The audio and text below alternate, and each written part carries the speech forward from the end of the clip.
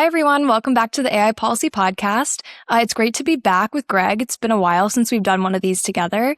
But today we're going to start by discussing Trump's recent executive order that targets state AI laws. And then later we're going to break down the recent headlines about Meta's fraud revenues. So I'm Sadie McCullough, and I'm joined by Greg as always. So welcome back.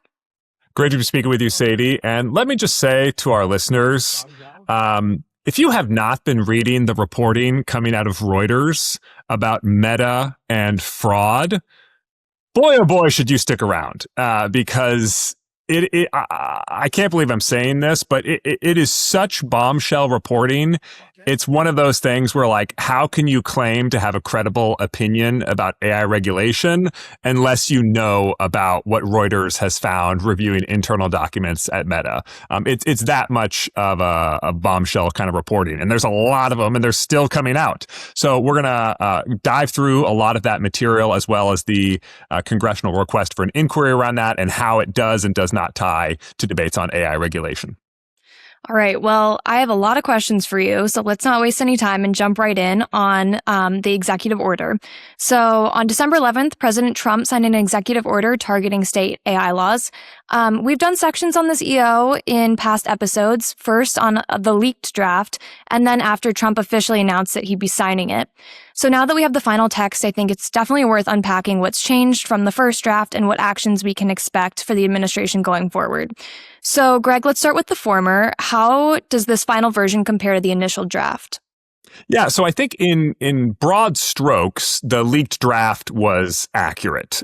There were changes between the earlier leaked draft and this final one, but the basic mechanisms of the executive order are retained. So let's talk about that. I mean, the goal here is to fight state AI regulatory laws, to make them less burdensome, to make them less likely, and of course, to move the AI regulatory debate to a federal standard on the grounds that interstate commerce is at risk when you're talking about AI, and so therefore it should be a federal prerogative. So what are the mechanisms that this EO creates for fighting state AI regulations? Well, the first is it directs the Department of Commerce to review existing laws that it identifies as overly burdensome regulation. And it also says that the AI czar in the White House, David Sachs, and the director of White House OSTP, Michael Kratsios, can specifically suggest laws that are worthy of investigation here. Note that that is laws that have passed, not laws that are, being actively debated in state legislatures. The second thing is this Department of Justice task force. So it's being called the AI Litigation Task Force, whose sole responsibility shall be to challenge state AI laws that are considered overly burdensome. So they're going to file lawsuits and basically say, you can't do that. Then there are some additional hooks, like withholding federal funds. So restrictions include withholding state funding on broadband equity access and deployment funds, and perhaps federal research type funds. And that is similar to what you've seen in the past. There have been times when Congress would sort of say, you cannot get access to, for example, state highway repair funding unless you adopt our position on this other issue. And it's a way that the federal government has in the past tried to federalize certain types of legal regimes when states are not going the way it wants. Those have not always been found to be constitutional by the courts, but these ones they're saying are sort of tied to AI, which I think is meant to make it more likely to survive court review. Then there is Federal Trade Commission preemption. And here I'll quote from the actual executive order itself, which is an explanation of, quote, the circumstances under which state laws that require alterations to the truthful outputs of AI models are preempted by the Federal Trade Commission Act. So this is something where they're really focused on the truthful outputs. And in the mind of the administration, AI systems have been forced to generate false outputs, often for woke ideology reasons or DEI things. I think the example of the launch of Gemini, where it depicted, historical figures from historical contexts, such as like African-American Nazis, when asked to generate a picture of a soldier in Germany in 1940. And that's just because they had certain safeguards that were designed to show proportionate representation of different ethnicities, and the way that interacted with requests for content really did not rub Republicans the right way. So that example looms large, and just anything that is coming to ideologically motivated outputs, they're interested in going after that, and the Federal Trade Commission Act gives them sort of an interesting legal hook for going after that. So that's the mechanisms for fighting state laws. Then there is also mechanisms for introducing federal standards and legislation, which is to say, something is going to happen at the federal level. It's not as though nothing is going to be done. So within 90 days, quote, the chairman of the Federal Communications Commission shall, in consultation with the special advisor for AI and crypto, initiate a proceeding to determine whether to adopt federal reporting and disclosure standard for AI models that preempts state laws. So we're talking about a federal reporting and disclosure standard. And keep in mind, right, there are disclosure and reporting standards that apply in some of these state laws. So it is trying, at least in this instance, to replace something with something, to replace something at the state level with something at the federal level. Okay. And then David Sachs and Michael Kratsios are also directed to jointly prepare a legislative recommendation establishing a uniform federal policy framework for AI that preempts state laws. So they've got this FCC hook that they can do within existing legislative authority. And then they're also asking these two White House officials to engage and prepare legislative recommendations that the White House can take to Congress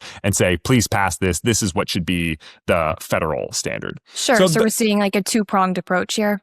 Exactly. And there's a lot of that in here. So that's sort of what is maintained, that sort of overarching architecture, broadly the same. They added in a few things that I think reflect the debate as it's been happening in Congress and in the media about this executive order.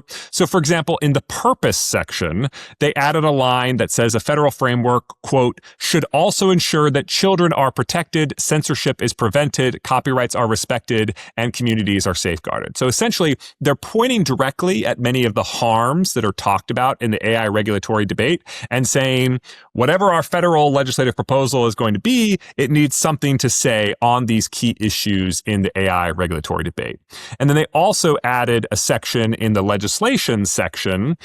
This is part B, quote, the legislative recommendation called for in subsection A of this section shall not propose preempting otherwise lawful state AI laws relating to, one, child safety protections. So that's really interesting. That's a noteworthy concession. I think they're recognizing that with the reporting about AI leading to increases in select cases of teen suicide, or depression, or exposures to sexual content. There's a lot of very politically hot button issues where they're saying, states, if you're going after this stuff, we're not going to try and stop you. And I think that's a reflection of the fact that, protect our children is such a salient political message. It's such an important topic that they don't want to say that that's part of this executive order is reducing the protections that are going to exist at the state level for that.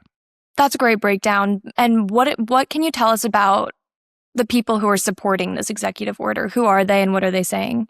Yeah, well, standing behind President Trump when he signed this executive order, among that group was David Sachs, the AI czar, Sriram Krishnan, who is sort of David Sachs's number two, and Senator Ted Cruz, who had been very prominent in the debate on the legislative side of the federal moratorium on AI regulation. So Sachs has said on X, quote, this is not AI amnesty or AI moratorium. It is an attempt to settle a question of jurisdiction. So this gets back to that argument about the Interstate Commerce Clause and how this is an appropriate federal matter. And then Senator Cruz wrote on X, quote, President Trump took an important step today to promote American leadership in AI. We don't want China's values of surveillance and communist control governing AI. We want American values of free speech, individual liberty, and respect for the individual. So I think that's noteworthy. keep in mind here, right? He's saying we're doing this because we're competing against China in AI. And I have to mention, right, that in the context of the decision to sell H200 chips to China and strengthen their AI ecosystem, these kind of arguments just land a little bit differently than they might have 6 months ago in this administration. And then finally, I want to bring up a quote from Dean Ball, who previously served in the White House Office of Science Technology Policy and is now at a think tank. And he said, quote on X, "I am happy to see the administration pushing forward on a national AI law, which America needs to maintain the dynamism of its AI industry and to prevent overregulation by the EU and state governments.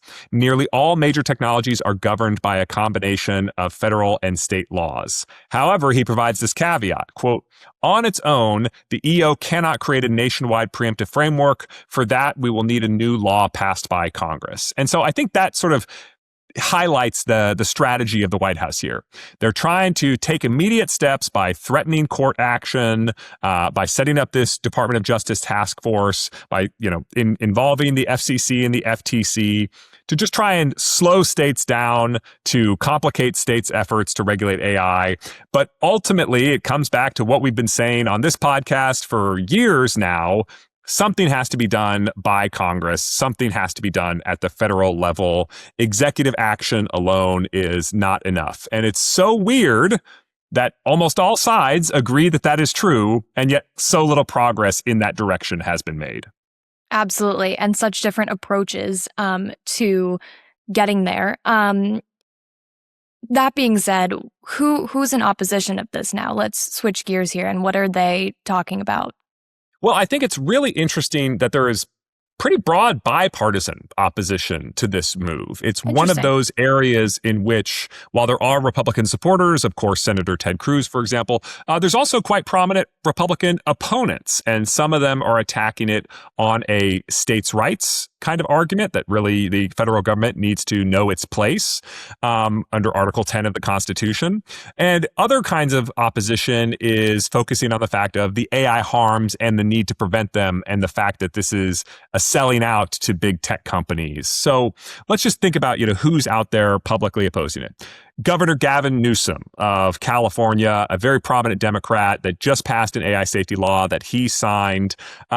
Unsurprising, right, that he would be in opposition. But Ron DeSantis, the governor of Florida, has also come out and, as a prominent Republican, said on X, quote, "An executive order can't preempt state legislative action. Congress could theoretically preempt states through legislation. The problem is that Congress hasn't proposed any coherent regulatory scheme, but instead just wanted to block states from doing anything for 10 years, which would be an AI amnesty." And this AI amnesty phrase is showing up repeatedly in criticisms of this executive order as sort of a letting the tech companies off easy while there are these harms coming in. So, Republican lawmakers in Congress similarly promoting and opposing this. So Utah Representative Doug, and I might say his name wrong here, but Fiefia, F-I-E-F-I-A, Fiefia maybe, Trump's new order, quote, "is an overreaching act that fundamentally disregards the 10th Amendment and the necessary roles of the states in technology governance.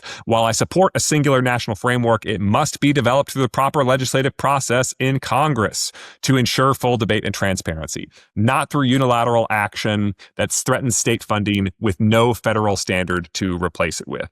So I think what you're seeing here, and by the way, plenty of Democratic lawmakers have come in opposition to this, not just state ones, like, for example, California State Senator Scott Wiener, who was heavily involved in drafting SB 53, but also those in Congress. So you really are seeing pretty broad opposition to this. But if you look at the specific arguments that different constituencies are making, many of them are not necessarily opposing federal action over state action. They're supporting congressional action over executive action. And that, I think, is really kind of where we are in this sort of muddled debate where different people disagree for different reasons. And it's very hard to reach consensus on anything, even though there are many people who agree with parts of each other's arguments. And so into that muddled debate, the White House has taken this pretty decisive action. But given, that we have seen folks already threatening lawsuits, I expect this will head to the courts in not too long. Sure. So forgive me if I'm jumping the gun to a question I wanted to ask you in a Hmm. second, but you sparked my interest when you started talking about Gavin Newsom and his recently signed bill. So what can you tell me about what happens now to that bill in particular, other bills like it that have already been passed now that this executive order has also been signed? Sure. Well, Gavin Newsom in California, as is State Senator Scott Wiener, as is SB 53. And so I think Scott Wiener actually said it best in terms of what is the future of SB 53. He told the New York Post, quote, "If the Trump administration tries to enforce this ridiculous order, we will see them in court," end quote. And I think that's exactly where this is headed. An earlier version of the executive order, the leaked version of the executive order, very clearly targeted California's SB 53. That explicit reference was removed from this updated version, the final version of the executive order, but it's crystal clear that the White House does not like SB 53 and views a key role of this Department of Justice task force squashing it. So it's very difficult for me to see how this does not head to court in the not too distant future. I think it's very clear that they're on the talking list. And then what's interesting is not everybody who is affiliated with the Trump administration or previously affiliated with the Trump administration expects the Trump administration to win in court.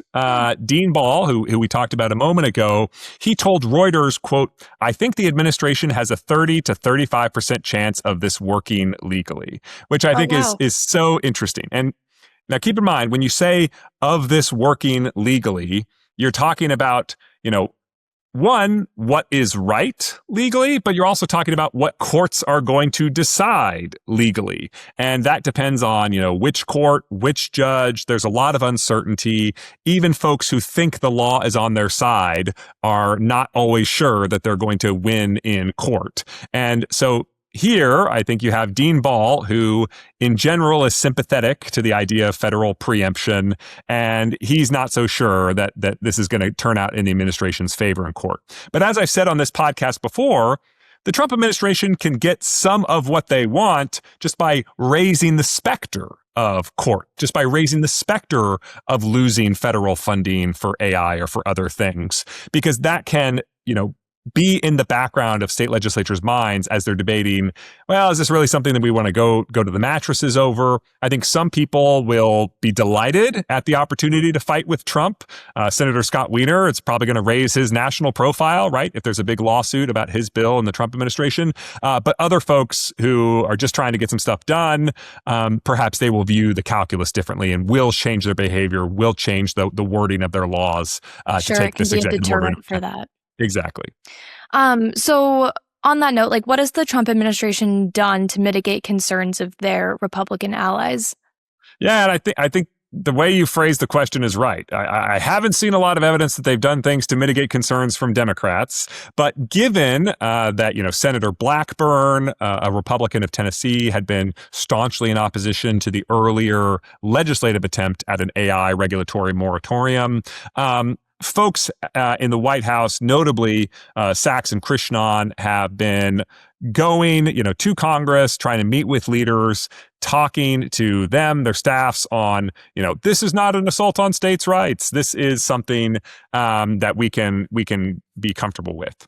Now, I think one thing that's noteworthy is, according to reporting by the Washington Post, Trump actually called Senator Marsha Blackburn because her pulling her support for the effort to include the legislative moratorium was so influential. And I think here I'm sympathetic to the Trump administration because some of the criticisms that Senator Blackburn articulated on that legislative proposal actually probably would have been allowed under the legislative proposal, because it didn't ban all types of AI regulation. It was, as I said before, focused on those sort of preemptory requirements before a product reaches the market, not regulating the harms that AI causes. So, that type of clarification, what they're trying to achieve, under what circumstances regulation would be perhaps even supported by this administration, and that call out that whatever this federal framework is going to be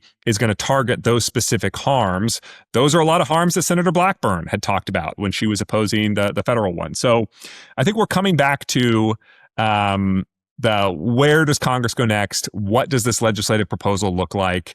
And as our colleague Matt Mand pointed out, there's no deadline for when the legislative proposal for this is going to go into effect. So the fight in the courts could start almost immediately. How long it's going to take the White House to come up with a appropriate legislative proposal and to much less get it passed into law, who knows? And so that's kind of where we are right now.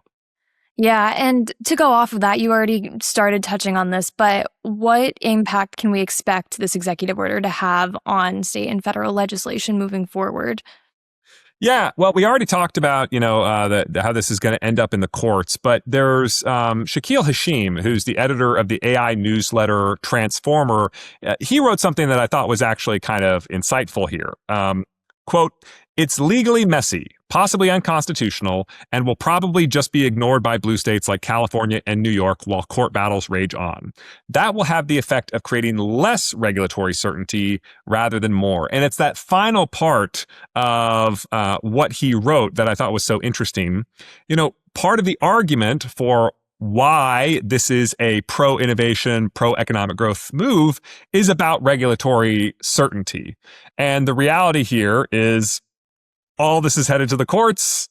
That's a long period of time to not have certainty. And so really the part where we could drive towards certainty is getting something passed through Congress, which is not easy in the year 2025. But I think it's pretty clear that that is what it would take. Great. So what I'm hearing you say overall, and to summarize, is that this executive order is going to end up in a lot of court cases, and it's having a lot of opposition and support, opposition from a bipartisan group. But we'll have to see what kind of legislation can potentially come through and end up in a uncertain regulatory landscape. Yeah, and when has the Trump administration ever shied away from a fight in court? Exactly. So, as always, we'll be tracking this. Our program director, Alok Mehta, published a commentary on this last Friday, which you can find on our website at csis.org. Greg, let's move on to the second topic, which is Meta. So the administration is betting that fewer rules at the state level will lead to better outcomes. But before we accept that bet, it's worth looking at how these firms behave when regulation is already very light, which brings us to Meta. In the weeks before Trump signed this executive order, there were a slew of headlines about Meta's questionable internal decisions. So I know you've been reading a lot about this. Can you unpack some of what has been reported on recently? Yeah. So first, let me just give a shout out to Reuters, which has clearly gotten access to a remarkable trove of internal documents from Meta that Meta spokespeople have said are genuine documents that were leaked to Reuters. And they're quoting from these documents. And the claims in these documents are just astonishing. One of my colleagues basically said, okay, this is tobacco companies saying cigarettes cure cancer bad, right? I mean, like, it is a remarkable string of pretty bad stuff. And again, it's coming from Meta's internal documents, their own assessments of themselves and their behavior. So there's not a lot of reason to doubt what's being said here. That said, Meta did push back on some of these claims. So I'll just say, what I'm saying based on this podcast is assuming the Reuters reporting is true. Senators Blumenthal and Hawley are calling for investigations by the Federal Trade Commission and the Securities and Exchange Commission. That sort of going into the nitty-gritty detail will presumably bring out the truth in its full light. But given that we're talking about a lot of internal documents, I think we just have to go forward and talk about these because the claims are so explosive. Now, why do I want to talk about these? These are primarily talking about Meta's social media stuff. Well, it's for the reason you said, Sadie, which is, Meta is a extremely powerful social media company. They are an extremely powerful AI company. And social media is often in Washington, D.C., explicitly talked about as the failure to regulate, as in we should have done something and we did not. That was actually the frame that multiple senators from both parties used when OpenAI CEO Sam Altman testified before Congress in, I want to say, the summer of 2023. They literally said, let's not repeat the mistake of failing to regulate social media. So Meta is not an especially heavily regulated company. There is not a lot of mandatory reporting and disclosures from Meta to the government about what goes on in their platforms. And now, looking at some of these documents, we have learned what's going on in their platforms and what Meta is doing about it. And it's just very, very, very bad. Okay, so let's just talk about some of what's on here. Number one, according to internal documents from Meta, as captured by Reuters, quote, Meta internally projected late last year that it would earn about 10% of its overall annual revenue, or $16 billion, from running advertising for scams and banned goods, internal company documents show. So That baffles my mind. One out of every $10 that the company earns from advertising is coming from scams and banned goods. And when we talk about banned goods, I think it's worth just pointing out, like, some of the banned goods are also probably scams. So, for example, advertisements for pornography or prostitution services happen on Meta. And then when you click on those ads, you don't get pornography or prostitution services. What you get is a financial scam, right? So, and when you say on their platforms, are you just talking Facebook and Instagram, or Facebook, Instagram, and WhatsApp? Okay. And just so folks know, the way that WhatsApp is commonly used in the United States is as a messaging service, really like a replacement for text messaging. But in foreign countries, WhatsApp groups can reach hundreds. I'm not sure if it's still true, but at one point it was like thousands of people. And so the WhatsApp experience in foreign countries looks a lot closer to the way social media works sometimes, or the way Instagram and Facebook work here in the United States. So it's certainly relevant there. Okay. Let's just go down the list of bad things. Actually, I have a different idea. So on this podcast, I've already read a lot of quotes. And maybe some listeners out there love it. Maybe some listeners out there hate it. But I'm going to read the longest quote ever. And this is definitely going to be the top of the tally for our team. It's the letter that Senators Blumenthal and Hawley sent to the chairman of the Federal Trade Commission and the chairman of the Security and Exchange Commissions. And for those of you who are watching on YouTube, I'm holding up the letter here, and I highlighted everything that I thought was important in the letter. And as you can see, I basically highlighted every word. And that's why I feel it's so important to read this thing out loud. This letter is a banger, and it goes through everything in the Reuters reporting. So this Have was me on the sent, edge of my seat, Greg. You gotta listen to this, folks. So this was sent on November 22nd, 2025. Dear Chairman Ferguson and Chairman Atkins, we write to urge the Federal Trade Commission and Securities and Exchange Commission to investigate and, if appropriate, bring enforcement actions against Meta for its facilitation of and profiting from criminal investment scams, fake government benefit schemes, deepfake pornography, and other fraudulent activities. According to recent reporting from Reuters, internal documents show that Meta has earned billions of dollars from fraudulent and scam advertising while internally stifling measures to prevent fraud.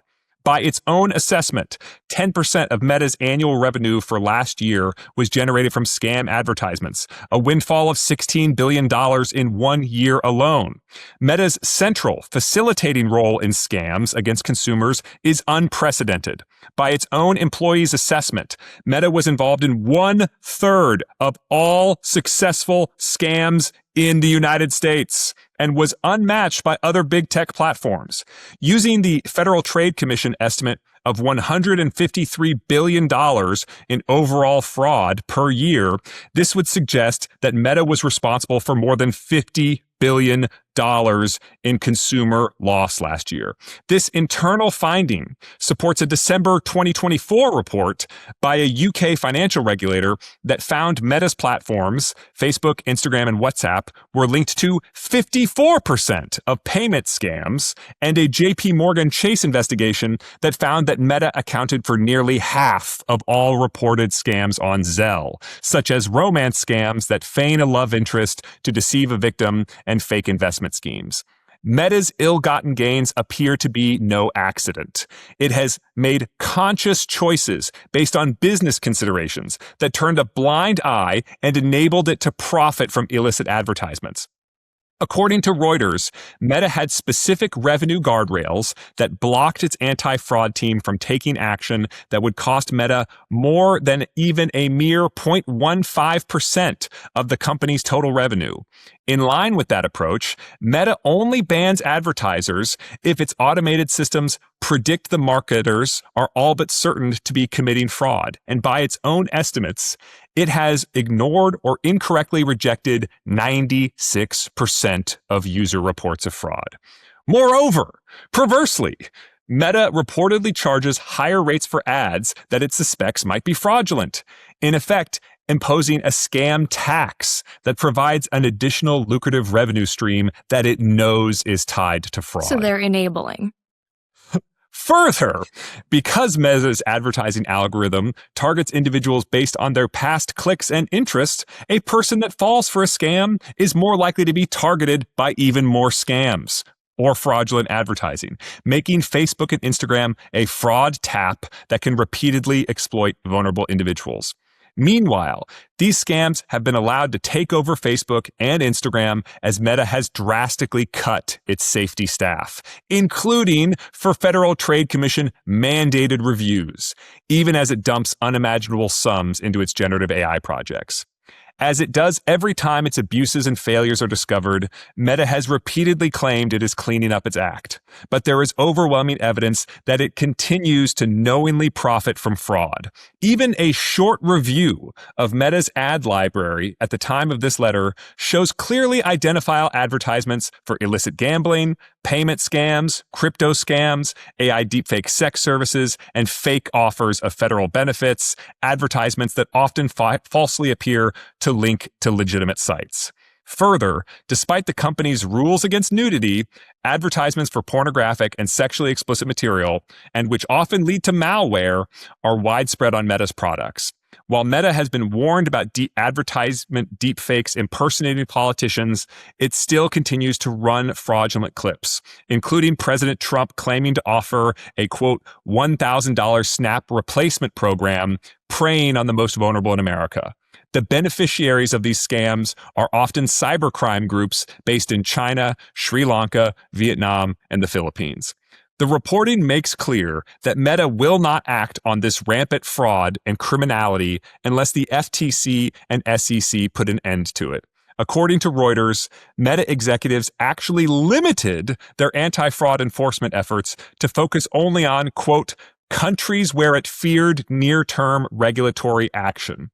End quote. In line with these efforts, in anticipation of enforcement, Meta had budgeted for penalties of up to $1 billion, which were a mere fraction of the $7 billion in annual revenue from high-risk advertisement alone. The FTC and SEC should immediately open investigations, and if the reporting is accurate, pursue vigorous enforcement action where appropriate to force Meta to fully disgorge all profits from fraudulent advertisements, impose steep civil penalties, hold individual executives personally accountable, and seek binding terms to end this scourge on consumers, our economy, and our national security. Thank you for your attention to this matter. Sincerely, Richard Blumenthal, United States Senator, Josh Hawley, United States Senator. Wow, that makes me want to delete my Instagram. Well, it might help your bank account because who knows when you're going to be targeted for one of these scams. I mean, I read the whole letter because I think the letter is explosive. The reporting is also explosive. So everything that Reuters has been putting out for the past several months on Meta, if you don't have a Reuters subscription, get a Reuters subscription. Like, this is the most important body of evidence that we have right now in the regulating technology debate. It is evidence of extraordinary bad behavior by Meta. And what's even just more appalling is the degree to which they know that this is going on. They have means of going after it, and they disabled those means anytime they appear to be effective, right? So if 10% of the revenue is coming from scam, fraud, sales of illegal goods, et cetera, and you only give a budget to your fraud prevention team of affecting 0.15% of revenue. You're saying, okay, 10% of our revenue comes from bad stuff, and we want you to get rid of that. And when we say get rid of that, you're not allowed to affect more than 0.15% of revenue. So they're explicitly telling these people, do not succeed in getting rid of these scams because we want them to continue. And gosh, here's the other thing. When you think about tech regulation, the social media regulations, the internet regulations, a lot of the mental model for this stuff goes back to the phone regulations, right? So think about like regulating telephones in the 1930s in the United States. Well, if you're AT&T and you're selling phone service, you're not wiretapping every conversation. So yes, the mafia is probably facilitating crimes on your phone network. But should we hold AT&T, to be punished for what the mafia does using their phone lines? No, obviously not, right? But here's how it's different in the case of Meta. They are wiretapping every single conversation that's going on. They know what all of these ads look like. They know the user reports. And that's some of the most incredible stuff. So this is from the November 6th Reuters article. Meta was also ignoring the vast majority of user reports of scams, a document from 2023 indicates. By that year, safety staffers estimated that Facebook and Instagram users each week were filing about 100,000 valid reports of fraudsters messaging them, the document says. But Meta ignored or incorrectly rejected 96% of them. Okay. Wow. You think that's bad? Guess what? Gets worse. Does it get worse? Jeez. Okay, here's another quote. Quote, but despite the surge in online fraud, another 2022 document notes the company's, quote, lack of investment, end quote, in automated scam detection back then. Meta classified scam ads as a, quote, low severity problem, end quote, viewing them as bad, quote, user experience, end quote, the document says. Internal documents show that Meta directed staffers then to focus mainly on fraudsters masquerading as celebrities and usurping major brands. Such impersonation scams risked upsetting advertisers and public figures, one 2022 document notes, and thus threatened to reduce user engagement and revenue. But ongoing layoffs at Meta were hindering enforcement. A planning document for the first half of 2023 notes that everyone who worked on the team handling advertiser concerns about brand rights issues had been laid off. The company was also devoting resources so heavily to virtual reality and AI that safety staffers were ordered to restrict their use of Meta's computing resources. They were instructed to, quote, they were instructed merely to, quote, keep the lights on, end quote. I mean, my goodness. It's like you are staring at a burning fire going on your platforms, and your orders is for everybody to cover their eyes. That's the solution here. And Meta must be like seeing all of these reports coming out in Reuters. Like, what are they saying anything? Are they refuting these claims? Are they making any comments? So again, there has been no claim that the documents are not legitimate. The rebuttals are stuff like, Stone said that while layoffs had occurred, the company had substantially expanded the number of staff addressing scam advertising in recent years, but doesn't say how many, doesn't say what they're doing, doesn't say how they've been effective. It's pretty crazy. Okay. we got to read another quote. Okay. According to a December 2024 presentation, Meta's user base is exposed to 22 billion organic scam attempts every day. That's on top of the 15 billion scam ads presented to users daily. So 15 billion from ads, 22 billion that don't involve advertising, right? And then now here comes another quote that is, again, incredible. Quote, even when advertisers are caught red-handed, the rules can be lenient, the documents indicate. A small advertiser would have to get flagged for promoting financial fraud at least 8 times before Meta blocked it, a 2024 document states. Some bigger spenders, known as high-value accounts, could accrue more than 500 strikes without Meta shutting them down, other documents say.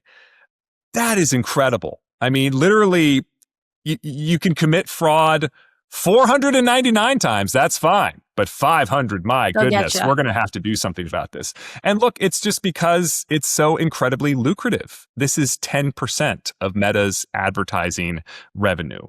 Okay, here's the craziest thing of all, Sadie. I'm ready. It gets worse. So the I letter don't that I even read, believe you anymore. the letter that I read was from November 22nd. It was based on the Reuters reporting to date on November 22nd. But on December 15th, another incredible bombshell coming from Reuters, authored by Jeff Horowitz and Engen Tom, say that the link to China in this story is also extraordinary, that Meta knows that a huge share of fraudulent scam advertising is coming from China, that they're making a lot of money off it. And when they introduced safeguards that were effective at reducing the amount of fraud and scams coming from China, Mark Zuckerberg noticed its effect on Meta's revenue and shut down the anti-scam and fraud task force. Wow. Wow. Right? Indeed. So, yeah, this is why it's not just the folks who are, calling for tech regulation, I'm sure, are going to be activated by this. The China hawks, I'm sure, are going to have something to say by this. Here's a quote from the December 15th story, which I strongly encourage everyone to read. Though China's authoritarian government bans use of Meta social media by its citizens, Beijing lets Chinese companies advertise to foreign consumers on the globe-spanning platforms. As a result, Meta's advertising business was thriving in China, ultimately reaching over $18 billion in annual sales in 2024, more than a tenth of the company's global revenue.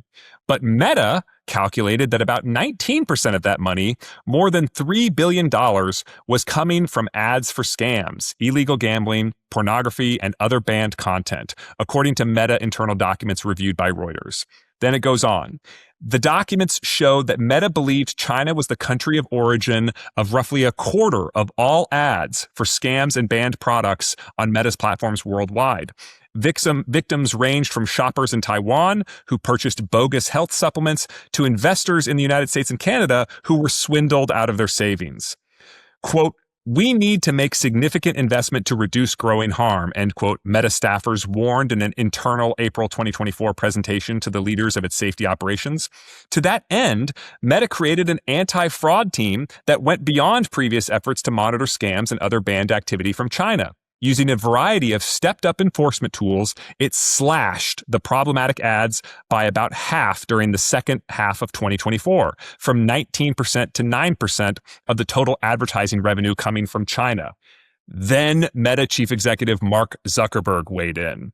Quote, as a result of integrity strategy pivot and follow-up from Zuck, end quote, a late 2024 document notes, the China ads enforcement team was, quote, asked to pause, end quote, its work.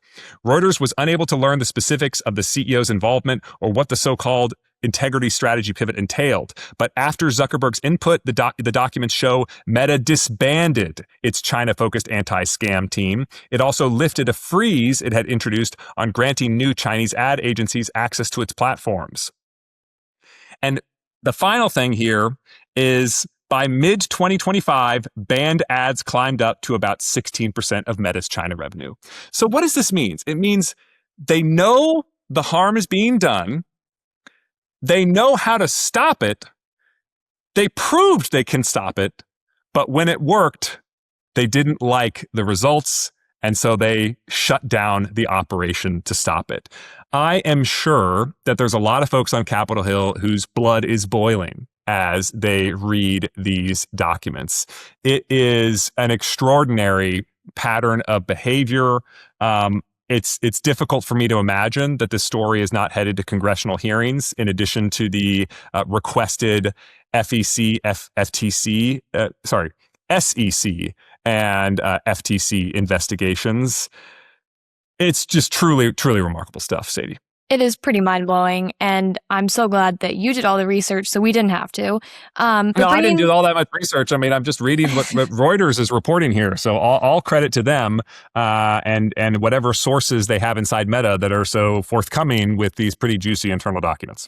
Sure. So let's bring this back to policy real quick, since we are on the AI policy podcast, and we were just talking about the executive order.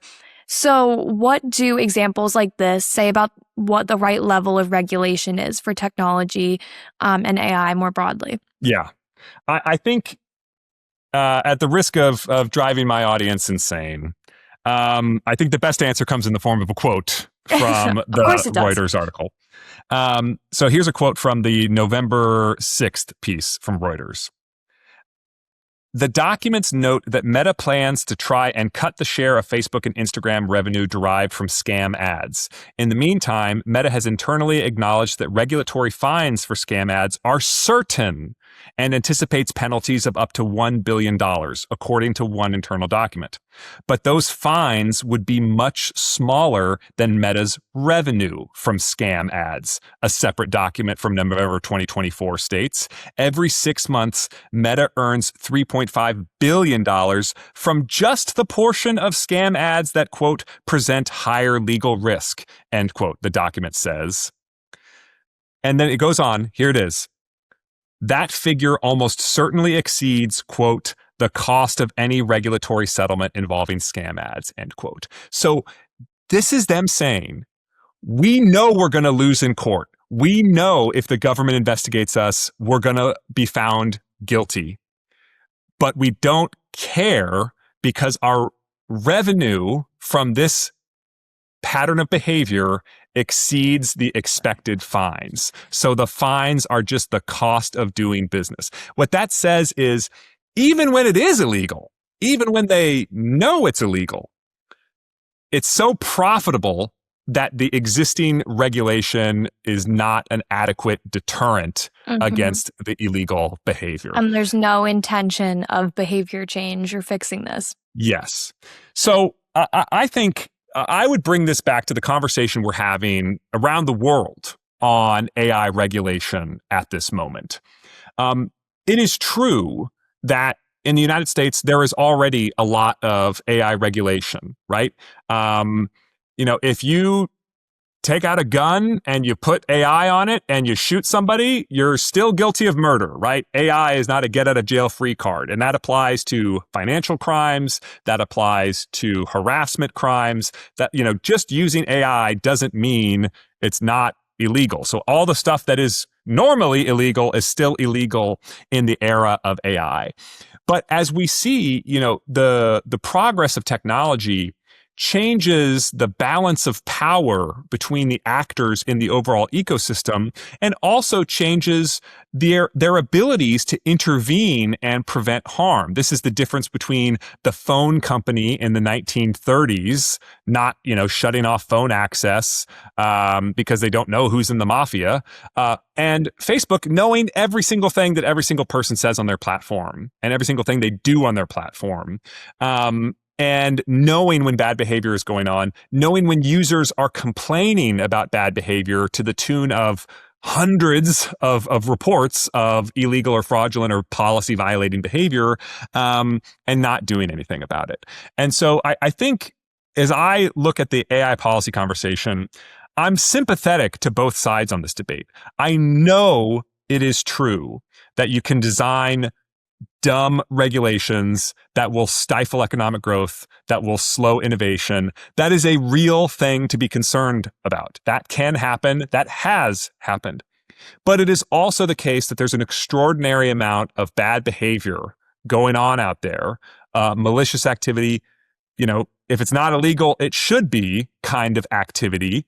And that is also a drain on the American economy and innovation. I mean, my goodness, the fact that there is, according to the UK, half of all financial scams to the tune of tens of billions of dollars annually are being facilitated by meta platforms, or the fact that 1/3 of all fraud in the United States is being facilitated by meta platforms.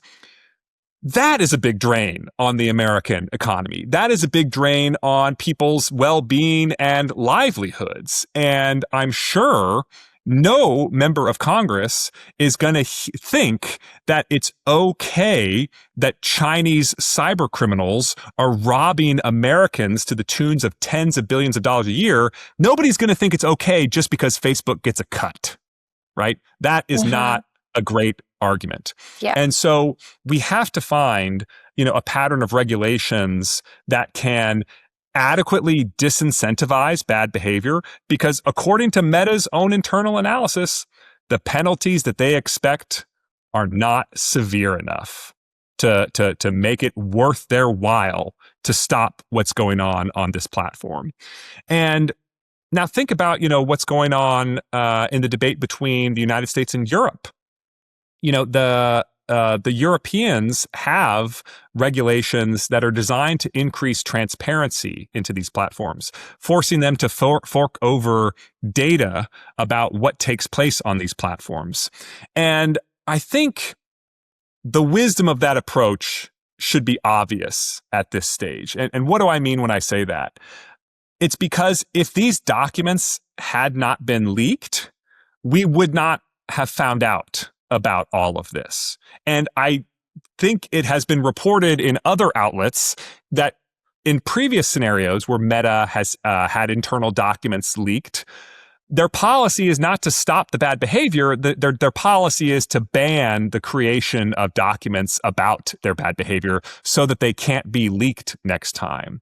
And so what I'm getting at here is that if the government does not have a mechanism for visibility into these platforms, the window of opportunity for detecting this and shutting it down, and adequately taking any steps to bring, sanity to this regime, is going to be pretty tough. And again, this is social media. There are relationships to AI. And I think one of the strongest connections to AI comes from Demis Hassabis, who is the CEO of Google DeepMind. And he said, quote, "We should learn the lessons from social media, where this attitude of maybe move fast and break things went ahead of the understanding of what consequent second and third order effects were going to be." And Senator Blumenthal, who was the co-author on that letter, he said during a congressional hearing several years ago, quote, "We had the same choice when we faced social media. We failed to seize that moment. The result is predators on the internet, toxic content, exploiting children, creating dangers for them. And Senator Blackburn and I and others, like Senator Durbin on the Judiciary Committee, are trying to deal with it. But Congress failed to meet the moment on social media. Now we have the obligation to do it on AI before the threats and the risks become real." So I think that is sort of where I come down here. There's an AI part of this story specifically on what's going on with Meta, the fact that they're using algorithms to recommend scams to their users. But there's also just the precedent of what have we done in tech regulation? Where was it wise to not regulate? And where was it not wise to regulate? I think about GDPR, for example. I recall being in a room in Europe with proponents of privacy legislation. And one of the speakers said, "Would anybody please raise their hand if they feel like GDPR has actually protected Europeans' privacy?" And no hands went up. And that was in a room of people who were pro-privacy legislation. And this isn't even really a privacy argument here. This is about fraud, scams, really harming people, robbing them of their life savings in some instances. And So I'm sympathetic to the arguments that regulations like GDPR didn't protect privacy, did harm innovation, did slow economic growth. But when you're looking at hundreds of billions of dollars of fraud, that can really harm economic growth too. And we need a regulatory regime that can prevent us from making these categories of mistakes in the era of AIs. And I have to say, if there's one thing Meta's internal documents say incredibly persuasively, it's don't take Meta's public statements at their word, to be frank. And I think the same has to be true of all technology companies, because while we want to assume the best of intent, while we want to assist American enterprises in succeeding in the marketplace, there's got to be some degree of transparency that allows for a trust but verify approach when the stakes are this high. Well, that's not a very optimistic way to end the episode, but I think we've covered a lot today. You've shocked me, and I've been entertained. So, thanks so much for breaking all of this down for us. I'm sure our audience found it as helpful as I did, and I had a great time chatting with you. So we'll, as always, be following these topics, and I'm sure we'll talk about them again. But thanks so much for having me back, Greg. Well, thank you, Sadie. And to all of our listeners, let me just say, you got to read these Reuters stories. We've been talking for an hour here, and we didn't even cover half of it. It's an extraordinary amount of journalism. I am told that there's more stuff that's going to be coming out in the coming weeks. And as I said at the top of this podcast, I really think a good understanding of this issue is a prerequisite for intelligent participation in the AI regulatory debate going forward. Great. Thanks so much, Greg. Thanks, Sadie. Thanks for listening to this episode of the AI Policy Podcast. If you like what you heard, there's an easy way for you to help us. Please give us a 5-star review on your favorite podcast platform, and subscribe, and tell your friends. It really helps when you spread the word. This podcast was produced by Sarah Baker, Sadie McCullough, and Matt Mand. See you next time.